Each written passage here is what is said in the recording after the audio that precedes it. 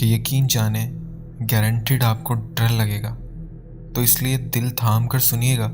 और जिन लोगों को डर लगता है वो अभी से मेरी वीडियो बंद कर दें। और जो मेरी तरह दिलेर हैं, जिसने थोड़ी सी जिन की आवाज़ सुनी और 2 मील दूर अपने कमरे से निकल कर भाग गया, जिन की आवाज़ सुनने से याद आया कि अगर आपने मेरी वो स्टोरी नहीं सुनी जिसमें मैंने अपनी आप बीती सुनाई है, जो मेरे साथ रात को स्टोरी रिकॉर्ड करते हुए कुछ मामलात पेश आए, यकीन करें बहुत ड्रॉनी स्टोरीज़ हैं, वो भी लाजमी सुनिएगा। ये ऊपर आई बटन में भी शो हो रही है और नीचे डिस्क्रिप्शन में भी मैं उसका लिंक दे दूंगा, और स्टोरी के लास्ट में भी वो आपके सामने शो होंगी, आपको अच्छी लगेंगी। चलते हैं आज के वाक़े की तरफ।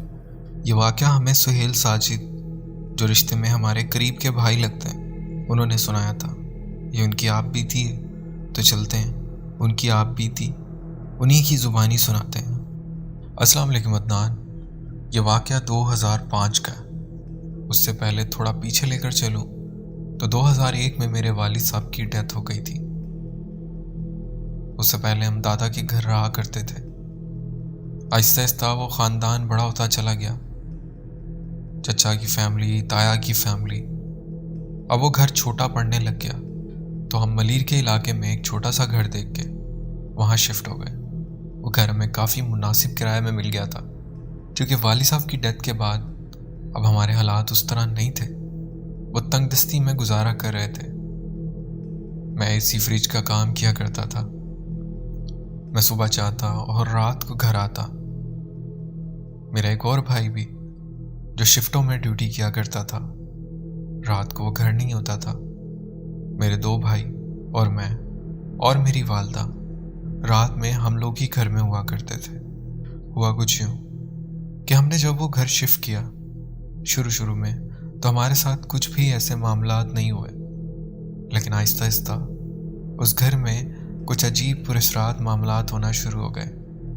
उस घर का नक्शा कुछ यूँ था कि नीचे एक फ्लोर था जिसकी बहुत बुरी हालत थी।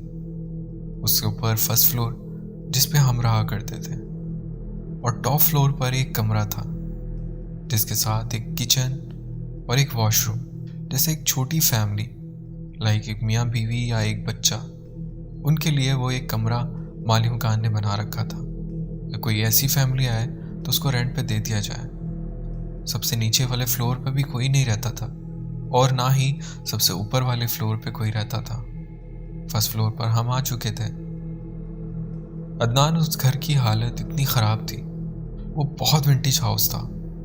जब हम उस घर में शिफ्ट हुए तो ऐसा लगता था बहुत सालों से कोई यहाँ रहा ही नहीं है।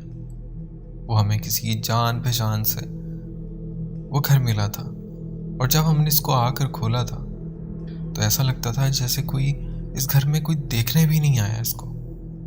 बहरहाल जी, वो हमें तो बहुत मुनासिब किराए में मिला था, तो हमने उसका फर्स्ट फ्लोर साफ़ किया और उसे रहने के काबिल बनाया। लेकिन अदनान, रात तो रात उस घर को दिन में भी देखते हुए उससे वहशत आती थी। कुछ दिन तो बहुत अच्छे गुजरे, लेकिन आहिस्ता आहिस्ता उस घर में हमारे साथ कुछ मामलात होना शुरू हुए। अदनान, मैं एसी फ्रिज का काम किया करता था। मेरी कोई शॉप तो नहीं थी।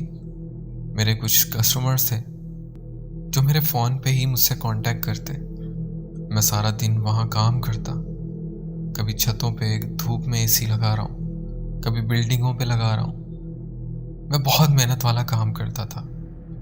फिर रात को जब घर आता, खाना खा के फ्रेश होके, मेरी हिम्मत नहीं होती थी और मैं अपने बिस्तर पर गिर जाता था। उसके बाद मेरी किसी काम की कोई हिम्मत नहीं बचती थी। बहरहाल हुआ कुछ यूँ कि उन दिनों कराची में बहुत गर्मी पड़ रही थी। मैंने ये किया कि एक चारपाई छत पर रख ली। मेरी वालदा और मेरे बाकी भाई तो नीचे सोया करते थे। मैं उस चारपाई को लेकर छत पे ऊपर लेट जाया करता था। हवा बहुत अच्छी चलती थी, बहुत ठंडी, तो मुझे बहुत अच्छी नींद आती थी।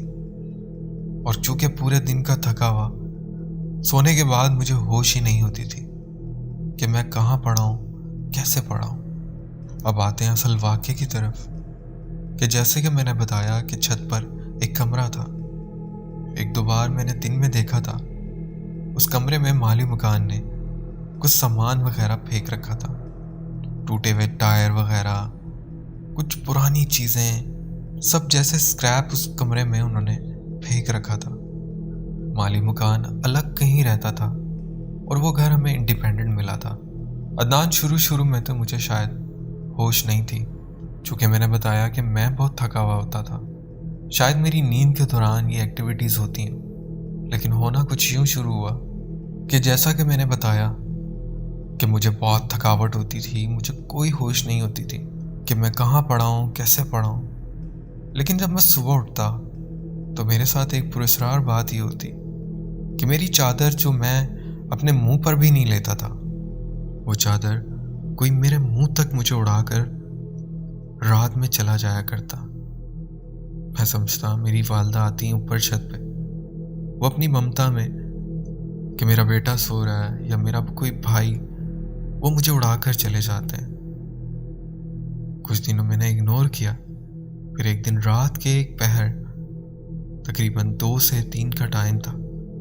मुझे ऐसा लगता है कि मेरी चारपाई को जैसे किसी ने जोर से झटका दिया। अदनान, मैं सो रहा था, मैं बहुत गहरी नींद में था। मैं उठ जाता हूँ, मैंने चारों तरफ देखा, कोई नहीं था। चारपाई बहुत बुरी तरह हिली थी। फिर मैं दोबारा लेटा और मैं यही समझा शायद मैं नींद में डर गया हूँ, मेरा वहम होगा। लेकिन मेरी नींद अब खराब हो चुकी थी। मैं दोबारा से सिर्फ लेटा हुआ था। मैं भी गहरी नींद में नहीं था, मैं भी नींद में जा ही रहा था कि मुझे महसूस हुआ कि मेरे करीब कोई शख्स आया है, कि कोई पाँव खिसकाता खिसकाता मेरे करीब आया। उसने मेरे सर पर चादर डाल दी। मैं यही समझ थी। मैं सहम कर अंदर ही दुबक गया और उन बच्चों को इधर उधर महसूस करता रहा कि कभी वो इधर खेलते, कभी उधर खेलते, जैसे पकड़न पकड़ाई खेल रहे हो, एक दूसरे को पकड़ने की कोशिश कर रहे हो, जैसे बच्चे मस्तियाँ करते हैं। इसी तरह वो बच्चे मस्तियाँ कर रहे थे और मेरा दिल तब दहल गया कि मेरे सिरहाने कोई औरत खड़ी थी जो उन बच्चों को इंस्ट्रक्शन दे रही थी कि बेटा उधर मत जाना, वहाँ से गिर जाओगे, चोट लग जाएगी, चिटिंग मत करो, तुम चिटिंग कर रहे हो। अदनान, वो इस तरह की बातें कर रही थी। उस औरत की आवाज़ भी मैंने फर्स्ट टाइम सुनी थी। मेरे घर में ऐसी कोई औरत नहीं थी, मेरी वालदा इस तरह बात नहीं करती, और वो औरत भी कोई बड़ी एज की औरत नहीं थी। वो होगी कोई 28 से 35 साल की एज के बिटवीन, और बच्चों को गाइड कर रही थी। अदनान, मेरे सिरहाने खड़ी थी। हमारी छतें मिली हुई तो थीं, उनकी बाउंड्री वॉल इतनी बड़ी बड़ी थी कि इतने छोटे छोटे बच्चों का या किसी औरत का दूसरी तरफ से मेरी छत पर आ जाना और ऐसे खेलना अजीब बात थी। मेरे दिमाग में यही सब चल रहा था। मुझे बहुत डर भी लग रहा था कि ये ज़रूर कोई पुरस्कार बात है। मैं अंदर चादर में लेटा आयतुल कुर्सी का वेट करना शुरू हो गया। छत पर मच्छर भी बहुत हुआ करते थे कि मुझे किसी मच्छर ने उस चादर में से ही काटा। मुझे बहुत खारिश हो रही थी। मैंने कैसे भी हाथ अपने पाँव तक लेकर गया और अपने पाँव पर खुजली की। मेरे थोड़ा हिलने से ऐसे लगा वो सारे बच्चे और वो औरत जैसे सिमट कर उस कमरे में भाग गए। अदनान, बहुत अजीब बात थी कि मेरे हिलने से वो आवाज़ एकदम से आना बंद हो गई। मैं बहुत डर गया था। मैंने थोड़ी देर माहौल को ऑब्जर्व किया, कोई आवाज़ नहीं थी। मैंने चादर हटाई, मेरी छत पर कोई भी नहीं था। मुझे बहुत हैरत हुई। मैंने छत के चारों कोनों पर जाके देखा, आसपास देखा कि शायद कोई इधर उधर से आ गया हो मेरी छत पर, लेकिन ऐसा कुछ नहीं था। अदनान, बहरहाल नीचे बहुत गर्मी होती थी। मैं नीचे सोने का तो सोच भी नहीं सकता था। थोड़ी देर जागता रहा, फिर न जाने मुझे कब नींद आ गई। फिर ऐसे ही सुबह अपने काम पर चला गया। सारा दिन इतना मसरूफ़ रहा कि मेरे दिमाग में वो बात आई ही नहीं। दूसरी रात जब मैं दोबारा छत पर गया, मैंने चारपाई जो मैं उसी कमरे में रखता था वहाँ से निकाली और उसके बाद सहन में बिछा ली। कुछ देर आसमान को देखता रहा और वो रात वाली बात मेरे दिमाग में वापस आई। लेकिन फिर भी मैंने कहा कि हो सकता है मेरा कोई वहम हो, मैं नींद में था। खैर अदनान, शुरू से ही मैं बहुत मजबूत हूँ। ख़ासतौर पे वालिद साहब की डेथ के बाद मुझ पर जिम्मेदारियां आ गई थी और उसने मुझे बहुत मजबूत कर दिया। लेकिन चूंकि ये वो मखलूक है जो नजर नहीं आती और अपना आप जाहिर कर रही होती है, तो अब मैं ये तो नहीं कह सकता कि मुझे डर नहीं लगता। हाँ, लेकिन मैंने अपने दिल मजबूत जरूर कर लिया था। कहीं ना कहीं दिल के किसी कोने में डर तो था कि उस रात मैं दुआएं कलमे आयतुल कुर्सी पढ़कर सो गया।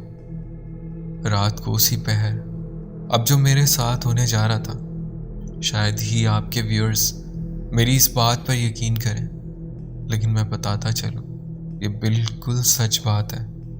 हुआ कुछ यूं कि मैं नींद में था और मुझे ऐसा लगा कि मेरी चारपाई मेरे चारों कोनों से किसी ने पकड़कर हवा में उठा दी है। मुझे वो अपनी चारपाई झूलती हुई महसूस हुई। मेरी आंख खुलती है, वो चादर वैसे ही मेरे सर पर थी। मैं वैसे ही सहम गया।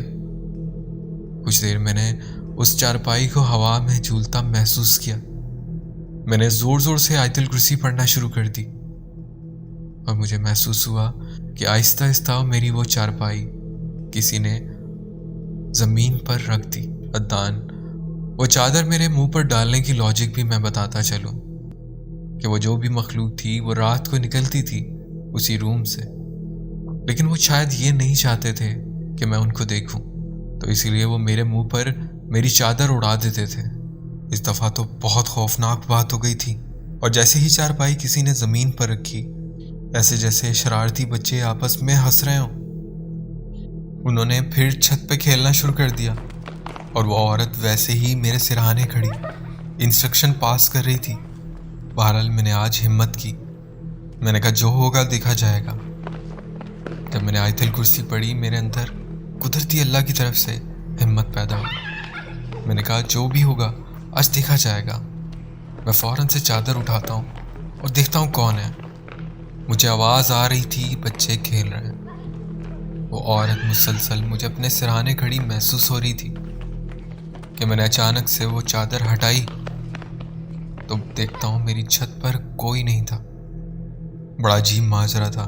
अब मुझे यकीन हो चुका था कि कोई मखलूक मेरी छत पर है, लेकिन वो मुझे नुकसान नहीं पहुंचाती, जैसे कोई फैमिली हो। बहरहाल जी, मुझे भी आदत हो चुकी थी। मेरे पास उस जगह के अलावा और कोई ऑप्शन नहीं था सोने का। मेरे घर वाले फिर भी कुछ देर तक जागते थे।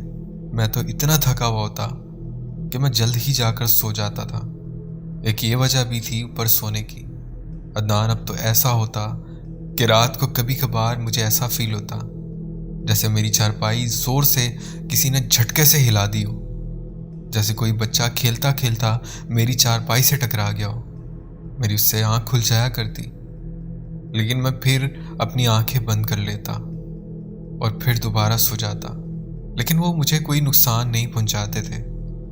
आहिस्ता आहिस्ता मैं यूज्ड टू होने लगा। लेकिन इन सब में एक अजीब बात ये होती कि वो बच्चे एक टाइम तक खेलते और उसके बाद जैसे इस औरत को और उन बच्चों को जैसे कोई बुलाता, उनको इशारा करता, जैसे कोई शख्स हो, लेकिन उसकी आवाज़ मैंने कभी नहीं सुनी थी। ये बच्चे जैसे वो जब भी कोई इनको बुलाता तो ये बच्चे सब इकट्ठे होकर उस कमरे की तरफ चले जाते हैं। मैं ये तो समझ चुका था वो जो भी मखलूक है इस कमरे में ही रहती है। अदनान, मैंने वो बच्चे भी गिन लिए थे जो बाहर सहन में खेला करते थे। उस औरत के इंस्ट्रक्शन देने के अंदाज से और उन बच्चों की हंसी की आवाज़ से मैं अंदाज़ा लगा चुका था कि ये कितने बच्चे खेलते हैं। अच्छा, ये भी बताता चलूं कि एक नॉर्मल इंसान की तरह उनकी आवाज़ नहीं आया करती थी। बहुत हल्के से उनकी आवाज़ आया करती थी, लेकिन चूंकि इतना शोर नहीं हुआ करता था छत पर, ना दूर दूर तक ट्रैफिक का, ना ही किसी आस पड़ोस का, लोग बहुत जल्दी सो जाया करते थे उस दौर में। बहरहाल जी, ऐसा भी हुआ कि रात को सोता और सुबह तक सोता ही रहता। रात में जो भी एक्टिविटीज़ हुई मुझे उनके बारे में कुछ नहीं पता, और ज़्यादातर ऐसा ही होता था। अगर मुझे रात को इन लोगों की आवाज़ सुनाई देती भी तो तब होता जब उनके किसी बच्चे की वजह से मेरी चारपाई हिल जानी, या वो बच्चे मेरे साथ भी शरारतें करते, तो ही मेरी आँख खुलती और मुझे इन चीज़ों का अंदाज़ा हो रहा होता, लेकिन मैं महसूस करता था वो औरत उन बच्चों को मेरे करीब आने से रोकती थी। बहरहाल जी, फिर एक टाइम ऐसा आया कि वो एक्टिविटीज़ बिल्कुल बंद हो गई। और एक और चीज़ होती कि जब भी मैं मोहल्ले में कहीं बाहर निकलता, दुकान पे जाता, तो मोहल्ले वाले मुझे अजीब नज़रों से देखते थे। एक दो ने तो मुझसे पूछ भी लिया। मैं कहता जी। उसके आगे वो मुझसे कोई बात ना करते। मैं समझ तो चुका था, लेकिन मैं जानना चाहता था आखिर इस घर में ऐसा क्या है। मैंने एक दो से पूछने की कोशिश भी की, जैसे वो मुझे कुछ बताना चाह रहे हो, लेकिन उन्होंने मुझे कुछ नहीं बताया। मुझे भी अपने काम से इतना लगाव था और मेरे लिए काम इतना इम्पोर्टेंट था कि दिन होते ही मुझे इन चीज़ों की फुर्सत ही नहीं थी। मेरी बहुत बिजी लाइफ थी और थका देने वाला काम मैं सुबह से शाम तक किया करता था। अदनान अब इससे भी ज़्यादा होने जा रहा था। मेरी वालदा ने एक दफ़ा मुझे शिकायत की। चूँकि मैं भाइयों में सबसे बड़ा था, मेरी वालदा ने मुझे एक दफ़ा कहा कि मैं सो रही थी अपने रूम में, मुझे वॉशरूम से किसी के सिसकियाँ लेकर रोने की आवाज़ आ रही थी। मैं बहुत परेशान हुआ। मैंने कहा अच्छा, अब आपको आवाज़ आए तो आप मुझे आवाज़ दे देना। एक दिन मैं हस्बे मामूल अपने काम से वापस आता हूँ, खाना वाना खाकर छत पे सोने चले जाता हूँ और चूँकि थकावट के मारे मैं जैसे ही लेटता हूँ तो मेरी आँख लग जाती है। कुछ ही देर बाद कोई मुझे हाथ से पकड़कर झंझोड़ देता है। मैं उठता हूँ। मेरा भाई मेरे सामने खड़ा था। मुझे बड़ी दबी हुई आवाज़ में कहता है कि भाई नीचे चलो, अम्मी बुला रही है। मेरा भाई मुझे इशारा करता है कि शोर मत करना। उंगली का इशारा अपने मुंह पर रखकर मुझे समझा देता है। अदनान, उस रात पूरी गली की लाइट नहीं थी, सब घर अंधेरे में डूबे हुए थे। हम आहिस्ता आहिस्ता नीचे उतरते हैं एक अंदाजे से, और जैसे ही हम सीढ़ियों से नीचे आ रहे होते हैं, हमें उन सीढ़ियों तक वो सिसकियाँ लेने की आवाज़ आ रही होती है। अंदर मेरी वालदा के रूम के वॉशरूम से जैसे कोई लड़की सिसकियाँ ले लेकर रो रही है। मैं टीवी लाउंज में पहुंचता हूँ। वहाँ मेरे भाई, मेरी वालदा परेशान बैठे हुए थे। मेरी वालदा मुझे कहती हैं, मैं तुम्हें कह रही थी ना जो आवाज़, देखो आज वो आवाज़ फिर आ रही है। वो बहुत खौफनाक आवाज़ है। मेरी वालदा के कहने पर मैं वहाँ से एक कैंडल उठाता हूँ जो कि ऑलरेडी जल रही थी, और आहिस्ता आहिस्ता मैं अपनी वालदा के रूम में बढ़ता हूँ। वो आवाज़ और तेज़ हो रही थी। जैसे जैसे मैं उस आवाज़ के करीब हो रहा था, वो आवाज़ बिल्कुल उस वॉशरूम से ही आ रही थी। मेरी वालदा को भी बहुत तजस्सुस था। वो भी मेरे साथ उस रूम से होती हुई उस वॉशरूम की तरफ बढ़ने लगी। मैं आगे आगे था, लाइट करीब होती जा रही थी। वॉशरूम का दरवाज़ा खुला हुआ था, लेकिन उस वॉशरूम का जो ब्लाइंड स्पॉट था वो हमें नज़र नहीं आ रहा था। जिस तरफ वो कमोड था, बज़ाहिर सामने उस वॉशरूम में तो हमें कोई नज़र नहीं आया, लेकिन जैसे ही मैं उस वॉशरूम में और अंदर जाता हूँ, मैं देखता हूँ कमोड के उस तरफ जो थोड़ी सी स्पेस थी, वहाँ एक औरत बैठी थी। वो सर अपना घुटनों में देकर सिसकियाँ ले लेकर रो रही थी। वो एक नॉर्मल इंसान लग रही थी। मेरी वालदा ने उस औरत को देखा। मेरी वालदा वॉशरूम में गई। मैंने कहा अम्मी आप पीछे रहें। मैंने कहा कुछ नहीं होता बेटा, ये औरत हमारे घर में यहाँ कहाँ से आ गई है और ये कैसे रो रही है? बेटा कौन हो तुम और ऐसे क्यों रो रही हो? मेरी वालदा के बार बार पूछने पर भी वो औरत जवाब नहीं दे रही थी। मैंने कहा अम्मी आप पीछे ही रहें, मुझे मामला ठीक नहीं लग रहा है। जैसा कि मैंने बताया, छत पर भी मेरे साथ एक्टिविटीज हो रही थी। ये पूरा घर ही हॉन्टेड था क्या? मेरी अम्मी ने हिम्मत का मुजाहरा किया और बहुत करीब चली गई। मेरी अम्मी ने उस औरत के शोल्डर पर हाथ रखा। बेटा उठो। जैसे ही मेरी अम्मी ने उसे टच किया, उस औरत ने अपना सर आहिस्ता आहिस्ता से अपने घुटनों से बाहर निकाला और मेरी अम्मी को अजीब नज़रों से देखने लगी। वो बहुत खौफनाक औरत थी। वैसे तो वो इंसान ही थी, लेकिन ऐसे जैसे बहुत अरसे से नहाई ना हो। अजीब गंदी हालत की थी वो। और जैसे ही वो अम्मी को देखकर उठकर खड़ी हुई, मेरी कैंडल एकदम से बंद हो गई। उस वॉशरूम में एकदम से अंधेरा हो गया। मेरे भाई भी पीछे खड़े थे। मेरी अम्मी की चीख निकल गई, जिस पर मेरी भी चीख निकल गई। मैं दरवाजे पर ही खड़ा था। मुझे ऐसा लगा जैसे कोई हवा की तरह मेरे पास से गुजरा। मुझे बहुत डर लगा। मैंने भाई को कहा, जल्दी से जाओ, माचिस लेकर आओ। मैंने फौरन से अपनी वालदा को पकड़ा कि पैनिक में वो कहीं गिर गिरा ना जाए। फौरन से वालदा का हाथ पकड़ा। हम सब ने आयतें पढ़ना शुरू कर दी। हम बहुत डर चुके थे। उस खामोशी में आयतें पढ़ते हुए, उन आयतों की तिलावत से हमारा गूंजता हुआ घर, पूरे मोहल्ले ने वो हमारी आवाज़ें सुनी। कुछ ही देर बाद नीचे दस्तक हुई। कुछ लोग इकट्ठे हो गए। हम नीचे गए। लोगों ने कहा कि क्या हुआ? हमने आप लोगों की आवाज़ें सुनी हैं। आप ऊंची ऊंची आवाज़ में तिलावत कर रहे थे और बहुत डरे हुए भी थे। हमने आपकी चीखें भी सुनी हैं। फिर हमने उन लोगों को अपने साथ पेश आने वाले मामलात बताए कि हमारे साथ इस घर में ऐसी एक्टिविटीज़ हो रही हैं, जिस पर उन लोगों ने कहा कि हाँ, ये सच है, इस घर में मामलात तो हैं कि आपको इसके माली मुकान ने कुछ नहीं बताया, और हम भी आपसे इस बात का जिक्र नहीं करना चाह रहे थे क्योंकि आपने यहाँ आकर शिफ्टिंग कर ली। अब आप लोगों को बताते तो आप लोग डर जाते। इस घर में एक औरत और उसके 4 बच्चों को किसी ने कत्ल कर दिया था, जिसके बाद से ये घर बहुत हॉन्टेड है। वो सबसे टॉप वाले कमरे में रहा करते थे। कहा जाता है कि उसके अपने शौहर ने ही उनको मारा था। हमने उसके बाद एक मौलाना को भी उस घर को दिखाया, लेकिन मौलाना साहब ने कहा कि बेहतर यही है आप लोग ये घर छोड़ दें। ये जो भी असरात हैं ये आपको कुछ कहेंगे तो नहीं, लेकिन अपना आप जाहिर लाजमी करेंगे। तो बेहतर ये है कि आप लोग डिस्टर्ब रहें और डरते रहें, तो आप किसी और घर में शिफ्ट हो जाएं। हमारे हालात सही नहीं थे। हमने कोशिश की, नमाज तिलावत उस घर में करते रहे। हाँ, ऐसा ज़रूर हुआ कि वो जो भी मखलूक थी उसने अपना आप जाहिर करना बंद कर दिया था, लेकिन वो अपनी निशानियाँ कुछ दिन बाद हमें ज़रूर दिया करते थे। जैसे दीवारों पर खून के छींटे, खून से लगे हाथ, देखने पर पता लगता जैसे बिल्कुल ताज़े हैं। बहरहाल मेरे एक और भाई की भी जॉब लग जाती, कुछ मामलात बैलेंस होते तो हम घर फ़ौरन शिफ्ट कर लेते हैं। वो घर मुझे आज तक याद है।